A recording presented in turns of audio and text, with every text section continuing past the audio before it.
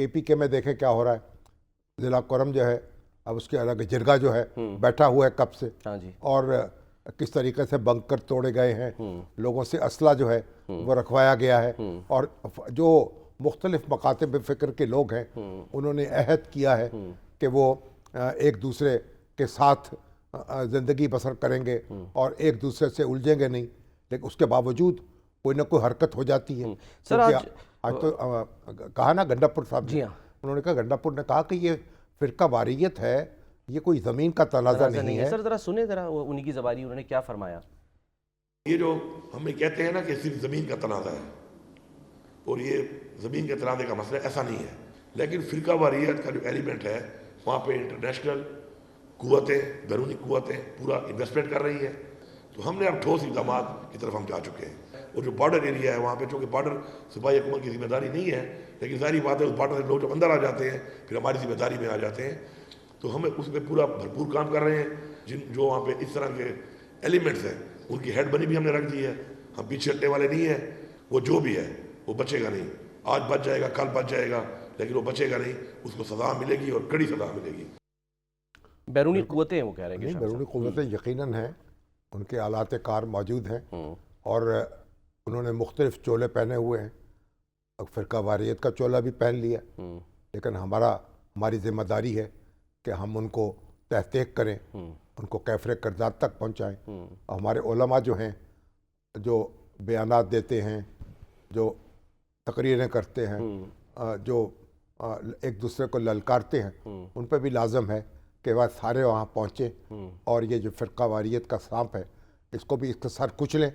और इसकी लेकिन फ़िरका वारियत हो या लिसानी झगड़ा हो या कोई इलाकाई मामला हो, कुछ हो, दहशत गर्दी जो है उसकी इजाज़त नहीं दी जा सकती, और जो बंदूक उठाएगा, जो जुल्म करेगा, और उसके हाथ काटे जाएंगे। और रियासत का यही फरीज़ा है। हमारे जो चीफ ऑफ आर्मी स्टाफ है वो दिन रात लोगों को जनरल आसिम मुनीर कुरान की आयत पढ़कर सुनाते हैं और कहते हैं कि ये जो बगावत करने वाले हैं, फितना ख़वारिज है, इसके साथ कोई रायत नहीं होगी, ये सरेंडर करेगा रियासत के सामने, फिर हमदर्दी से कोई गौर होगा इसके मामले में।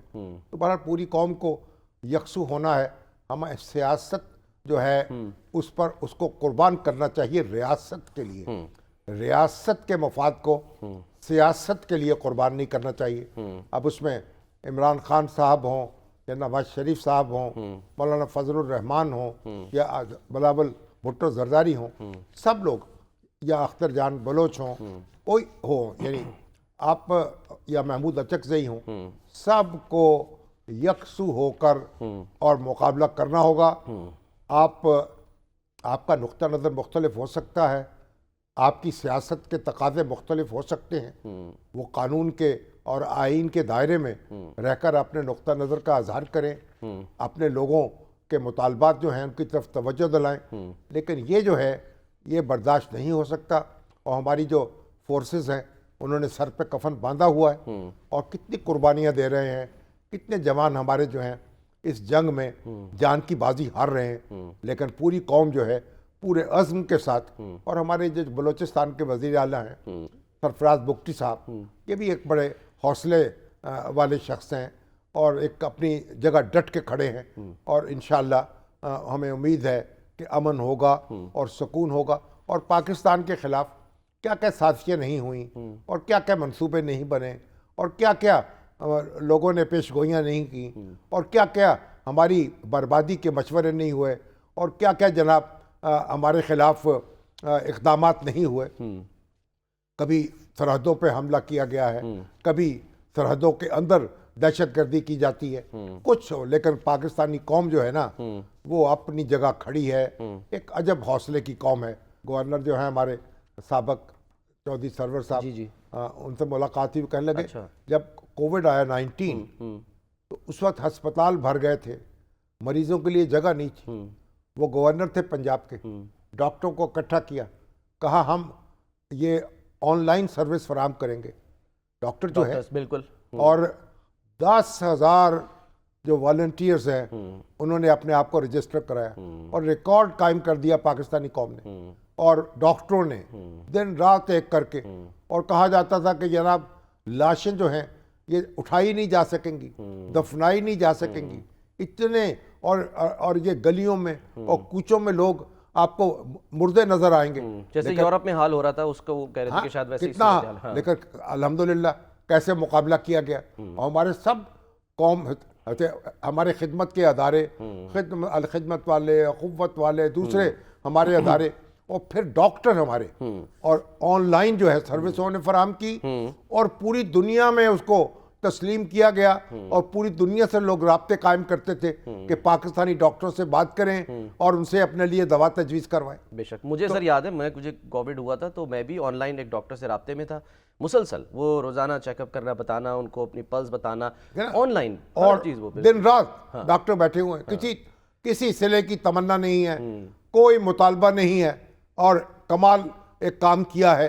तो पाकिस्तानी कौम जो है उसको हमें अप्रिशिएट भी करना चाहिए। ये कहा गया था कि ये डॉक्टर्स जो है ये सुपर हीरोज है, ये हाँ, है असल सुपर बिल्कुल हीरोज। सुपर हीरोज है। हाँ। और वो सारे लोग जिन्होंने अपने वसाइल कुशादा कर दिए और खोल दिए। तो आप देखें हमारी जो सियासत है, दिन रात हम अपने मुंह पे थप्पड़ लगाते रहते हैं, अपने आप को घौंसे मारते रहते हैं, अपने ही अपना मातम करते रहते हैं, और अपनी जनाब हर एक प्रोपेगेंडा करते रहते हैं। पाकिस्तानी कौम जो है उसके अंदर जो जौहर है और जो संभलने की और जिस तरह से आगे बढ़ने की और जिस तरह मुश्किलात पे काबू पाने की जो सलाहियत है, तो उसका तो आप उसका तो मुकाबला नहीं कर सलाहियत सकते। है। और मुझे इसका तो जो सरवर साहब है, वैसे माशाल्लाह वो बड़े आहुए बेताब हैं, तो कहने लगे कि भाई फिर मरियम नवाज शरीफ साहबा को बड़ा खराज तहसीन पेश कर रहे। अच्छा, कमाल है जरा, जिस तरीके से उन्होंने नवाज शरीफ साहब का मुकदमा लड़ा उस वक्त अपोजिशन में रहते हुए, और आज जिस तरीके से वो काम कर रही हैं, हर रोज एक इनिशिएटिव है, हर रोज एक आगे बढ़। हुक्मरान जो होते हैं ना, हुक्मरानों को अपने अकवाल और अपनी गुफ्तार से अपना रोब नहीं जमाना चाहिए। अच्छा, उनको अपने अफ़आल से, अपने आमाल से, अपने सबूत देना चाहिए अपनी जिंदगी का।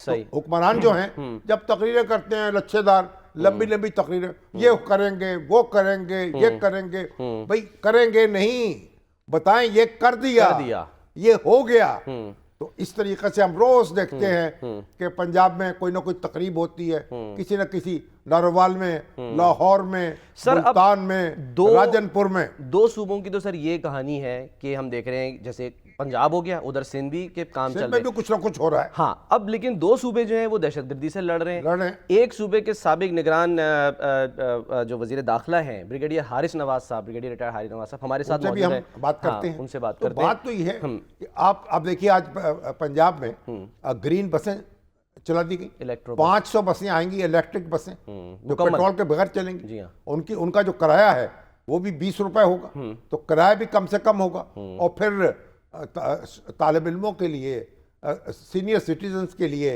और जो आपके स्पेशल शहरी हैं उनके लिए वो सफ़र का एहतमाम होगा, वो सफ़र कर सकेंगे पास लेके। सही। तो आप एक मतलब ये है कि खिदमत हो रही है, काम हो रहा है, और हम आगे बढ़ते नजर आ रहे हैं। सही है। और फिर कौम जो है उसका हौसला भी है